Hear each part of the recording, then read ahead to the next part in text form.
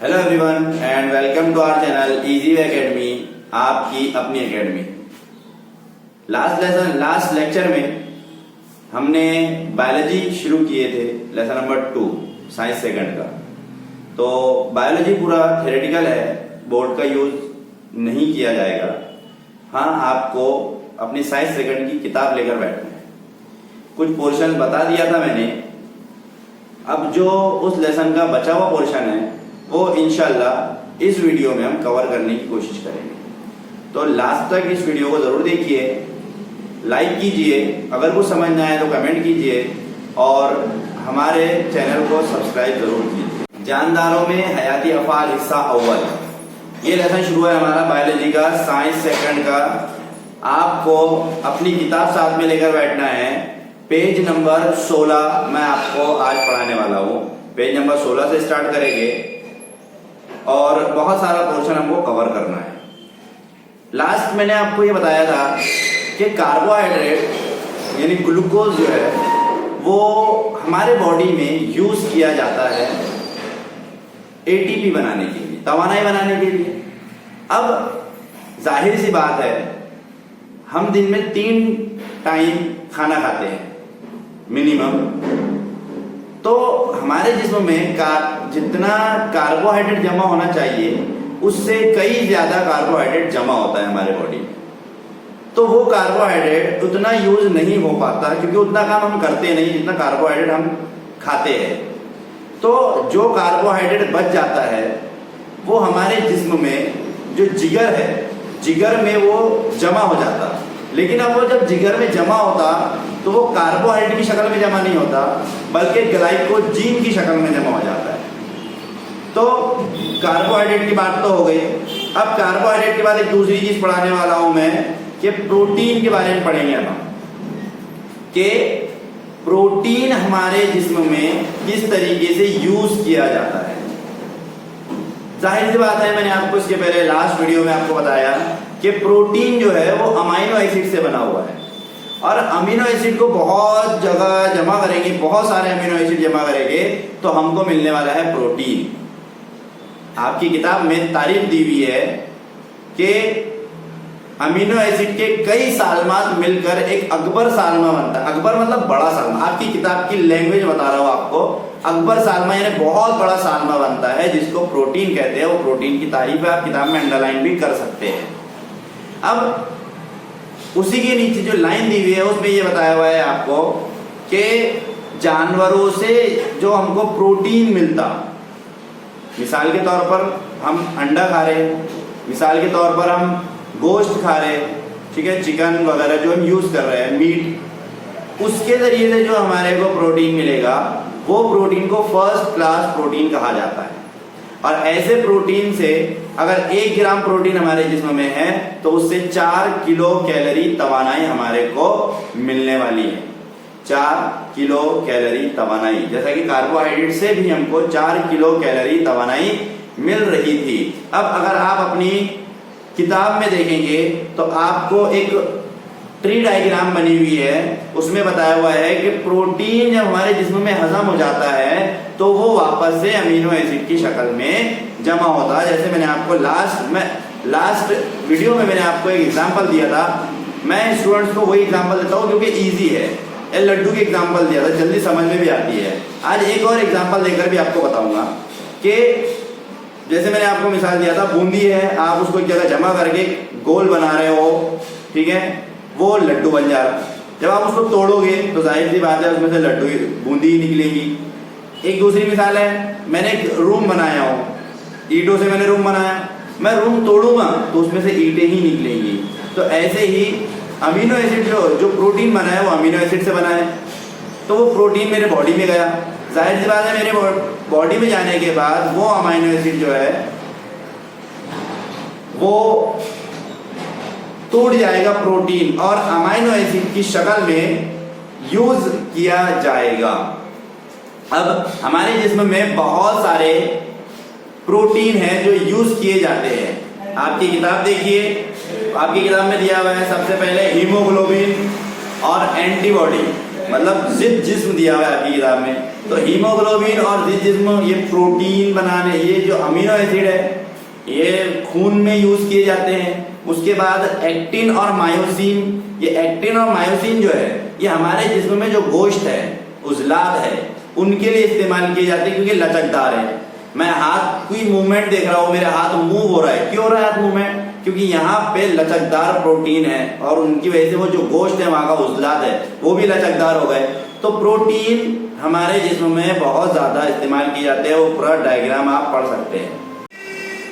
अब जैसे मैंने आपको बताया कि जरूरत से ज्यादा जो हम कार्बोहाइड्रेट खा लेते हैं वो हमारे जिस्म में जमा हो जाते हैं ग्लाइकोजन की शक्ल में, लेकिन जरूरत से ज्यादा खाए गए प्रोटीन जिस्म में जमा नहीं होते, इस्तेमाल हो जाते हैं। जो अमीनो एसिड बच जाते हैं वो हमारे जिस्म से खारिज कर दिए जाते हैं, यूरिन के जरिए, पेशाब के जरिए हमारे जिस्म से वो बाहर निकल जाते हैं। और अगर कुछ अमीनो एसिड बचते भी है तो वो एक प्रोसेस है, एक तामुल है ग्लाइकोजेनेसिस नाम का।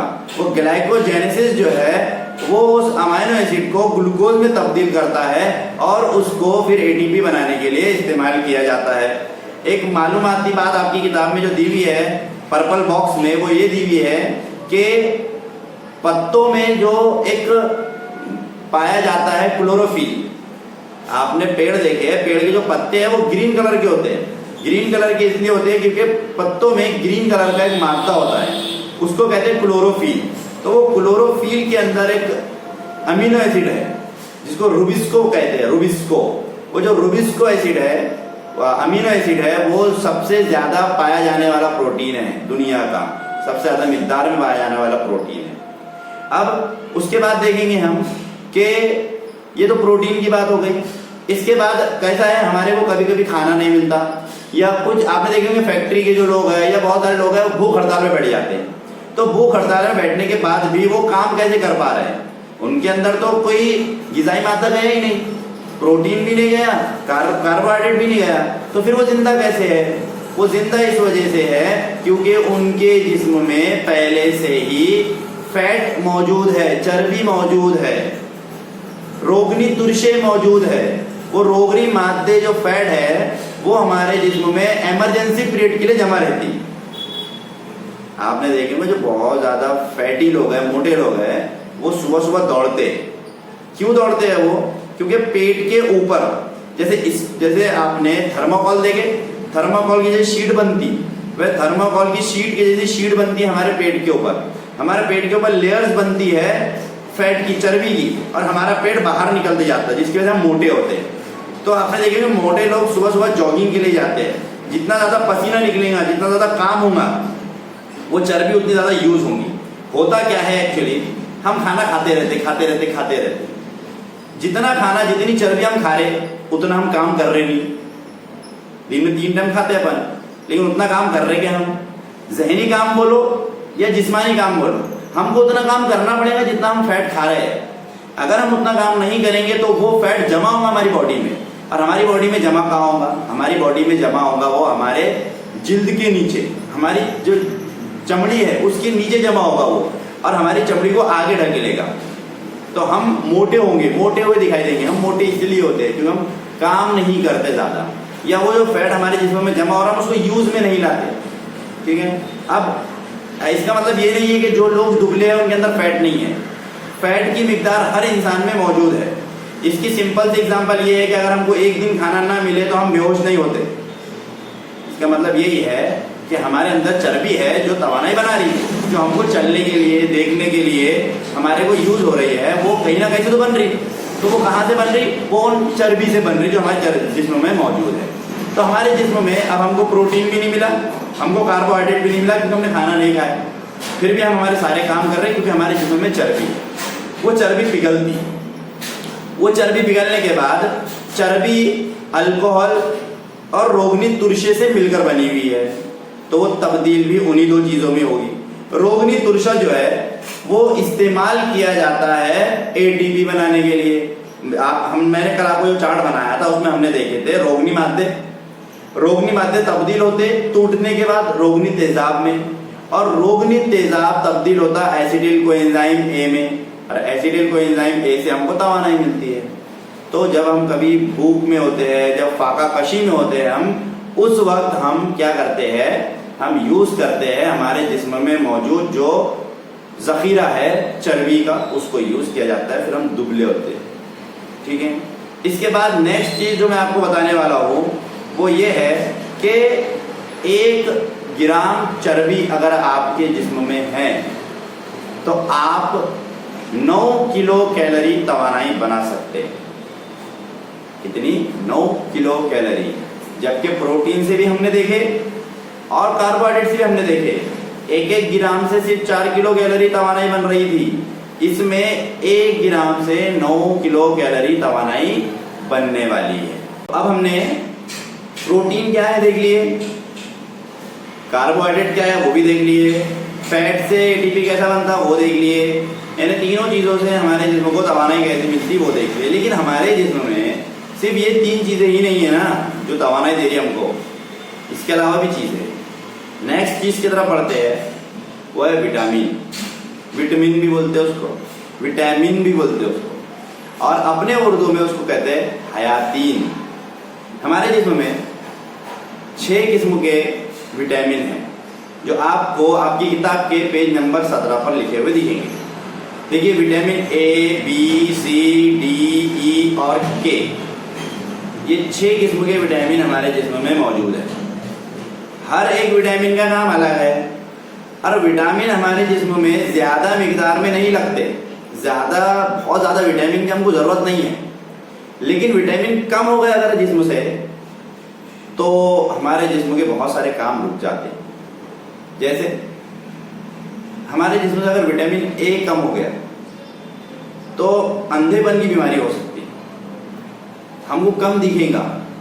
हमारे जिस्म से विटामिन D यानी कैल्शियम जिसको बोलते हैं, अगर वो कम हो गया तो हड्डियों की प्रॉब्लम आएगी, हड्डियां दुखेंगी, हमारे हड्डियां कमजोर हो जाएंगी, हमारे दांत कमजोर हो जाएंगे, हमारे बाल कमजोर हो जाएंगे। उसके बाद हम देखते हैं विटामिन C। विटामिन C हमारी स्किन के लिए फायदेमंद है। हमारे जिस्म में हमारी जो स्किन है सबसे बड़ा हमारा जिस्म का हिस्सा है, और उस हिस्से को अगर हमको सही रखना है तो उसके लिए विटामिन C की मिकदार जिस्म में बराबर होना जरूरी है। तो हर विटामिन का एक अपना अलग काम है जिस्म में, जिसका होना जरूरी है। अगर वो नहीं होता है तो हमारे जिस्म में बहुत सारे काम हमारे जिस्म के रुक जाएंगे, तकरीबन काम हमारे जिस्म के रुक जाएंगे। फिर उसकी वजह से बहुत सारी बीमारियां हो जाती है हमारे जिस्म को। ब्लड प्रेशर की बीमारी उसकी वजह से हो जाएगी आपको, थायराइड करके बीमारी है वो भी उसकी वजह से हो सकती है आपको, उसके बाद हार्ट अटैक वाली बीमारी है। तो बहुत सारी जो बीमारियां हैं वो विटामिन की कमी की वजह से हमारे जिस्म को हो जाती है। फिर बच्चे भूलना शुरू हो जाते, हम कुछ पढ़ रहे जल्दी याद नहीं रह रहा, वो भी हमारे जिस्म में विटामिन की कमी से हो सकता है। तो हमको विटामिन सही मिकदार में मिलना जरूरी है, और उसकी वजह से हमारे जिस्म का काम भी सही चलेगा। तो 6 विटामिन में से आप देखिए आपके में दिया हुआ है कि विटामिन A, D, E और K ये चर्बी में हल हो जाते हैं। फैट में आप इनको डालोगे, जैसे शक्कर है, शक्कर को आप डाल रहे हो पानी में, वो हल हो गई।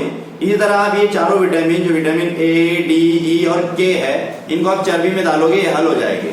बचे हुए हैं विटामिन B और विटामिन C। तो विटामिन B और विटामिन C जो है ये पानी में हल हो जाते हैं।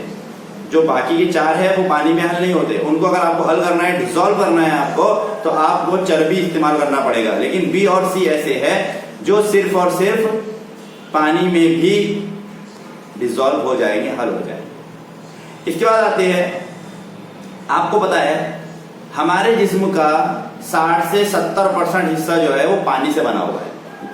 मतलब हमारे जिस्म का जो खलिया है उसके अंदर 60 से 70% पानी है। तो पानी भी हमारे जिस्म की बहुत अहम एक जरूरत है। कई बार हम डॉक्टर के पास जाते हैं किसी तकलीफ को लेकर, तो डॉक्टर कहता है पानी की कमी है। तो पानी बहुत ज्यादा मिकदार में हमारे जिस्म को जरूरत है। हमें दिन भर में सबसे ज्यादा पानी इस्तेमाल करना चाहिए, जिसकी वजह से बहुत सारी प्रॉब्लम सॉल्व हो जाती है। हमारी हड्डियों की प्रॉब्लम सॉल्व होती है, हमारी अपने स्किन की प्रॉब्लम सॉल्व होती, बहुत सारी प्रॉब्लम, पेट की प्रॉब्लम सॉल्व हो जाती है। उसकी वजह से बहुत सारी प्रॉब्लम्स ऐसी है जो पानी के इस्तेमाल से सॉल्व हो जाती है। उसके बाद एक लास्ट चीज है जो आज के वीडियो में बताऊंगा मैं, इसके बाद इंशाल्लाह ये वीडियो खत्म करेंगे। वीडियो ये है, वो चीज ये सॉरी कि रेशेदार चीजें हमारे जिस्म में हम खाते हैं बहुत सारी, जो हल नहीं होती, हमारे जिस्म में डिजॉल्व भी नहीं होती, हमारे जिस्म में खून में भी नहीं मिलती वो चीजें, लेकिन हम खाते फिर भी।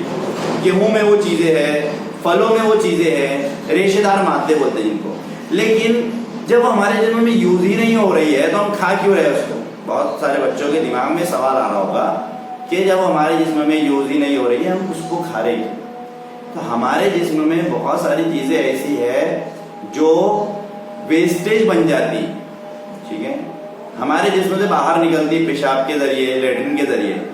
तो लेटरिन को आसानी के साथ बाहर निकालने के लिए वो रेशेदार मादे इस्तेमाल होते हैं। अगर हमारे जिस्म में रेशेदार मादे नहीं है तो हमको लेटरिन की प्रॉब्लम्स होंगी बहुत सारी। इसीलिए रेशेदार मादे खाना जरूरी है ताकि हमारे जिस्म का जो वेस्टेज है, हमारे जिस्म का जो फुजला है, वो आसानी बाहर निकल जाए।